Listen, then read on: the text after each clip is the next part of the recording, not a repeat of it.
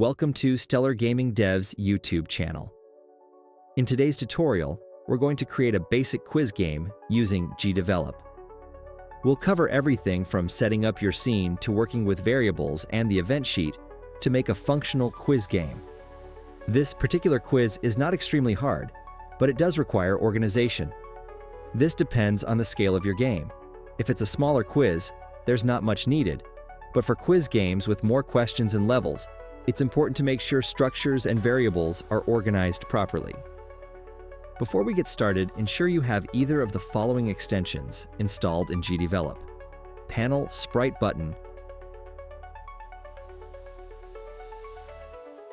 or Button States. For this tutorial, I'm using the Panel Sprite Button. These extensions will help you manage the UI elements effectively. Now we can move to the actual scene first to see how I've set it up. The objects I have on screen are the text object for displaying the quiz question, user interface buttons for answer choices, and another text object for the score to display the current score. For the buttons, I will use the default settings. However, you can customize the text to suit your quiz, such as using dashes, question marks, or nothing at all. Now we can move on to the most crucial part, the variable setup. As you can see, I have made several variables to manage the quiz here. The first two are structure variables. A question structure. It contains all the quiz questions. This structure has a single child, an array called video games, which holds the actual questions that will be asked for that category. The next structure is named answers. It holds the possible answers for each question. It has 15 children, and each have 4 possible answers.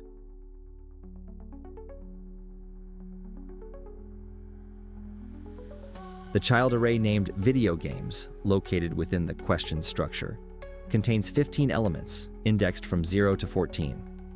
Each element represents a specific question, with the first element, index 0, being a text array. To determine the answers for each question, I can reference the answers structure. Each element in this structure corresponds to a question in the video games array. For example, the element at index 0 in the answers structure contains 4 text arrays, each representing a possible answer that the player can choose from. The next 3 variables are number variables. Main score keeps track of the player's score. Question select tracks which question is currently being displayed. Button pressed monitors which button was pressed. The last variable is a Boolean variable named answer selected that indicates if an answer has been chosen. In the event sheet, at the beginning of the scene, I set the number variable question select to 0 to display the first question. I also applied a yellow outline effect into all the buttons.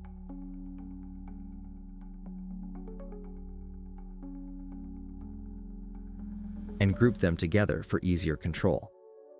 By default, I turn off the yellow outline effect for the entire button group in the same at the beginning of the scene condition.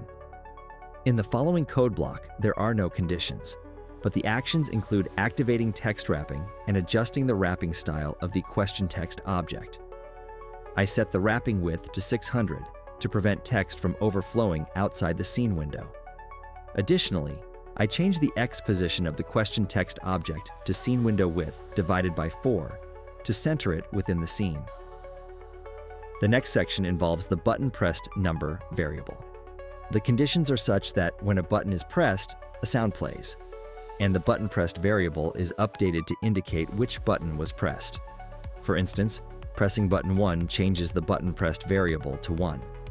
Subsequently, the answer selected Boolean variable is set to true, and finally, button interactions for the entire group are disabled.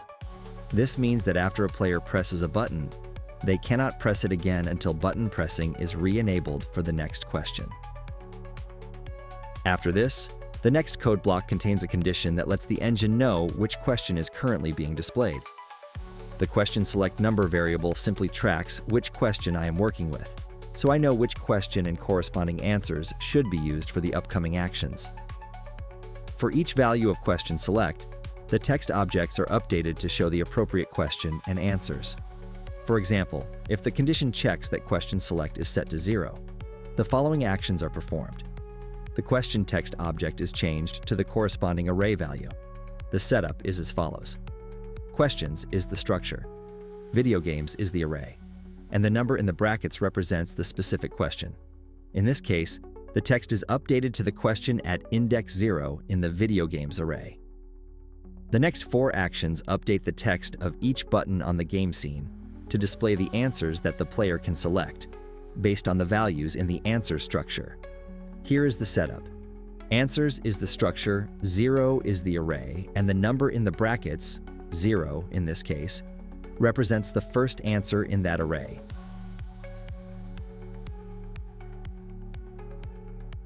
The next code block does 2 things.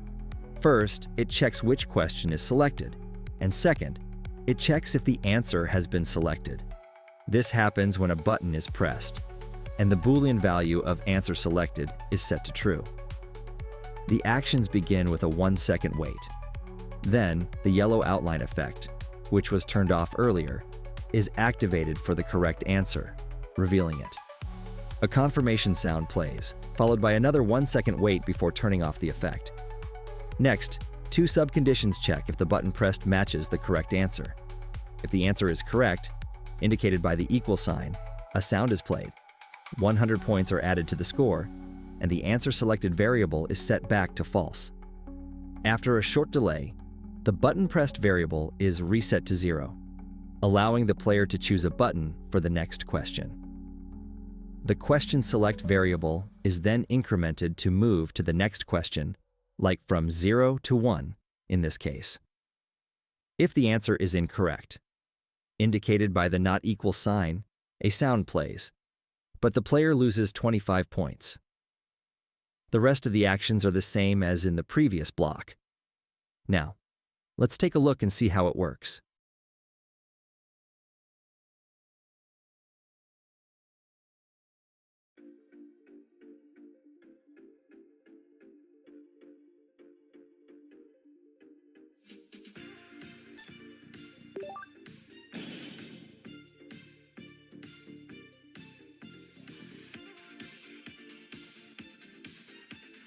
Let's choose the right one.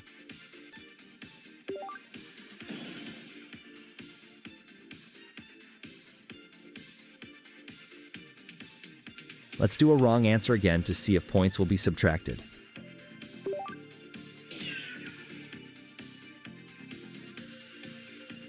Okay, we know the answer is God of War, but let's pick Star Wars anyways.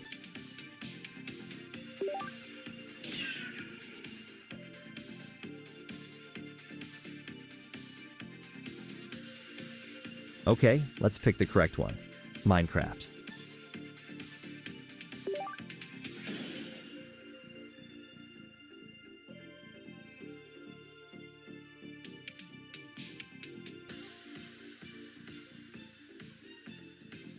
Which one could it be?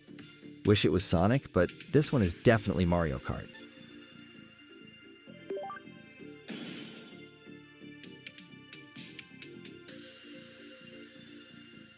So this tutorial presents a basic setup to help get you on the right track for building a quiz in GDevelop. While I'm showing you a foundational structure, you can absolutely take this and expand on it however you want. This basic framework gives you control over how the quiz functions. But once you understand the core elements, like structuring your questions and answers, using variables, and setting up the interface, you can customize it to suit your needs. You've created a basic quiz game using GDevelop. Feel free to customize the questions, answers, and design to fit your needs. Thanks for watching.